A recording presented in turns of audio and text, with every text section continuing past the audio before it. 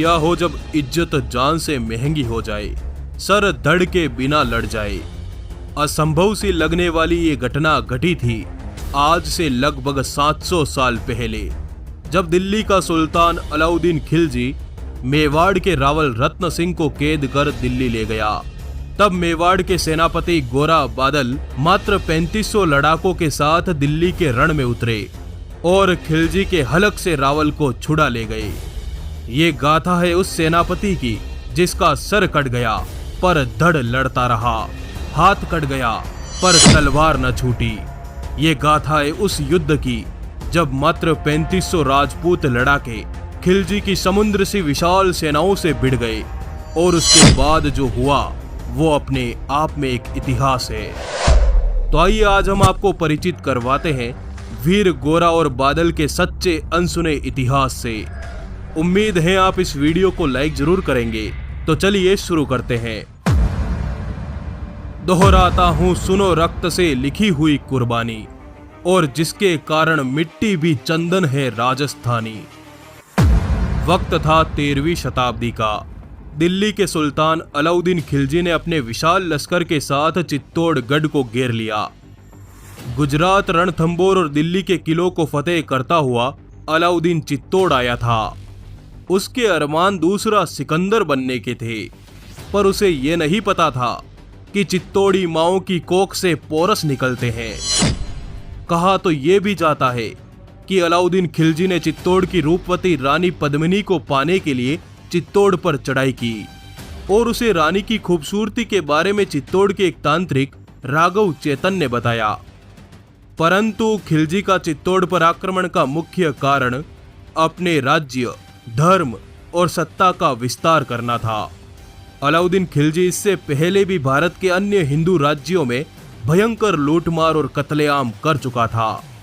काफिरों को मारो, मंदिरों को तोड़ो और कैद में आई औरतों से अपने हरम को भर दो, ये नारे देकर तो वो अपनी सेना में जोश भरता। ऐसे में चित्तौड़ पर उसके हमले का सिर्फ एक ही मकसद था, धार्मिक विजय। 28 जनवरी सन 1303 की रात अपने इन्हीं अरमानों को लिए अलाउद्दीन खिलजी ने 1,12,000 सैनिकों के साथ चित्तौड़ दुर्ग को घेर लिया। राजपूतों ने चित्तौड़ दुर्ग के सभी दरवाजे बंद कर दिए और किले में मौजूद सभी राजपूत बर्छा, तीर, तलवार और भाले लेकर किले पर तैनात हो गए। अलाउद्दीन अगले 2 महीनों तक लगातार किले की दीवारों पर पत्थर बरसाता रहा, पर अभेद गढ़ चित्तौड़ सीना ताने खड़ा रहा। तीरों के तरकश खाली हो गए। अपने कई सैनिकों को उसने राजपूतों के आगे मरने के लिए छोड़ दिया, पर कोई परिणाम नहीं निकला। अंततः अलाउद्दीन अपनी औकात पर आ गया। उसने छल का प्रयोग किया और रावल से संधि करने का पत्र लिखा। रावल रत्न सिंह ने खिलजी के पत्र को स्वीकार कर लिया। अगले दिन खिलजी अपने 1200 रक्षकों के साथ चित्तौड़ दुर्ग में आया। रावल के साथ भोजन किया, मित्रता की, प्रेम दिखाया और फिर अपनी ओछी हरकत पर उतरा। वो रानी सा हुकुम पद्मिनी का जिक्र करने लगा। उसने रावल से कहा कि सिर्फ एक बार रूप की रानी पद्मिनी का चेहरा उसे दिखा दिया जाए तो वो वापस लौट जाएगा। परंतु खिलजी की यह बात सुन रावल की भगवी नसों में रक्त उबाल मारने लगा। रावल के मन में हजारों सवाल उठे। उनके सामने 2 रास्ते थे, या तो युद्ध करे या रानी सा का चेहरा खिलजी को दिखा दे। चित्तौड़ के सेनापति गोरा सिंह ने कहा, रानी है चित्तौड़ी जगदम्बा, उसको देखने की मांग करे, वो मांगे अधूरी रहेगी। जिह्वा काटो, आंखें फोड़ो, अब दिल्ली अपने सुल्तान को तरसेगी। हे रावल, अब युद्ध की टंकार करो, आदेश करो, अब हुक्म करो। गोरा सिंह खिलजियों के मस्तक काटने की बात करने लगे, पर रावल की भी मुश्किलें बड़ी थी। युद्ध हुआ और खिलजी अगर जीता तो क्या होगा?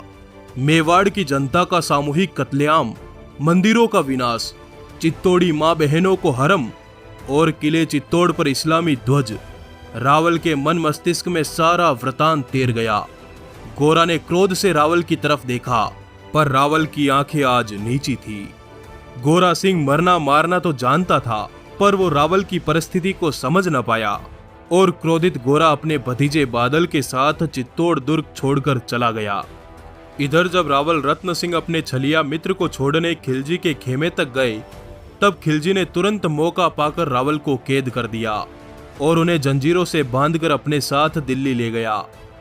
अगले ही दिन दिल्ली से खिलजी का फरमान आया, जिसमें खिलजी ने लिखा, 10 दिन के भीतर यदि पद्मिनी का डोला दिल्ली नहीं आया, यदि रूप की रानी को तुमने दिल्ली नहीं पहुंचाया, तो 10वें दिन रावल रत्न सिंह का कटा शीश पाओगे और मेवाड़ का मंजर फिर देख न पाओगे।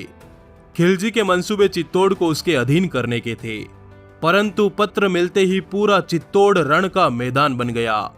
पर सबसे बड़ा प्रश्न था, युद्ध का नेतृत्व करेगा कौन? अतः रानी पद्मिनी स्वयं घोड़े पर सवार होकर गोरा और बादल को खोजने जंगलों में निकल पड़ी और आखिरकार एक साधु की कुटिया में दोनों वीर मिले। रानी सा ने रूठे रणधीर को मनाया और खिलजी का पैगाम चित्तौड़ी वीरों को सुनाया। पत्र सुनते ही गोरा की नसें फटने को हुई और रानी सा से उसने कहा, मां तुम निश्चिंत रहो महलों में, देखो समर भवानी, अब खिलजी देखेगा केसरिया तलवारों का पानी। मार्च सन 1303 की मध्य रात्रि को सेनापति गोरा और भतीजा बादल चित्तौड़ दुर्ग में पहुंचे और तय किया कि चित्तौड़ से 700 डोलियों में बैठकर राजपूत सेना दिल्ली जाएगी। अगली सुबह रणबांकुरों ने दिल्ली की तरफ कूच कर दिया। दिल्ली समाचार भेजा गया कि रानी पद्मिनी 700 सखियों के साथ दिल्ली आ रही है, परंतु इन 700 डोलियों में रानी नहीं थी, बल्कि राजपूत तलवार लिए बैठे थे। हर डोली में एक वीर था, जबकि 4 वीर डोली उठाने वाले थे, अर्थात कुल 3500 लड़ाके दिल्ली की तरफ बढ़ रहे थे। अप्रैल सन 1303 की सुबह चित्तौड़ से आई 700 डोलियां दिल्ली के दुर्ग में प्रवेश कर गई। योजना के अनुसार खिलजी के सेवक से कहा गया कि महारानी को पहले रावल से मिलवाया जाए। खिलजी का सेवक यह पैगाम लेकर सुल्तान के पास भागा, शहंशाह, चित्तौड़ी रानी मलिका बनने आई हैं, साथ में 700 हुस्न की कलियां भी लाई हैं। बस रानी की एक फरियाद पूरी करवा दो और उसे अंतिम बार उसके रावल से मिलवा दो। सुल्तान ने कहा, क्यों नहीं।